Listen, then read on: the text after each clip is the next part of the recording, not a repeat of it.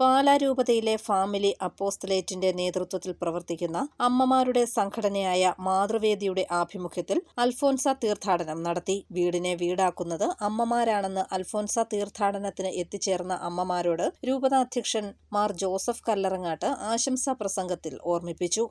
നമുക്കിവിടെ നിലനിൽക്കുന്ന ഭവനങ്ങൾ ഇല്ലെന്നും നമ്മൾ തീർത്ഥാടകരായിട്ട് നടന്ന് വിശ്വസിച്ച് ഈശോയിൽ ആഴപ്പെട്ട് സ്വർഗീയ ഭവനത്തിൽ എത്തേണ്ടവരാണ് എന്നുമുള്ള ആ ഒരു സന്ദേശമാണ് ഈ പുണ്യകുടീരത്തിലേക്ക് തീർത്ഥാടകരായിട്ട് നിങ്ങൾ മെച്ചിമാര്.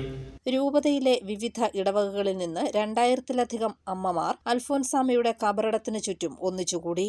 പാലാ രൂപത പ്ലാറ്റിനം ജൂബിലിയിലേക്ക് പ്രവേശിക്കാൻ ഒരുങ്ങുമ്പോൾ ജൂബിലിയുടെ പ്രതീകമായി 75 അമ്മമാർ അൽഫോൻസ വേഷധാരികളായത് ഏവരുടെയും ശ്രദ്ധ പിടിച്ചുപറ്റാൻ കാരണമായി. ഭരണങ്ങാനം അൽഫോൻസ തീർത്ഥാടന കേന്ദ്രം rector father Augustine Palakkaparambil, vice rector father Antony Thonakkara, administrator father Gervasis Anithottam എന്നിവർ ചേർന്ന് അമ്മമാരെ സ്വാഗതം ചെയ്തു.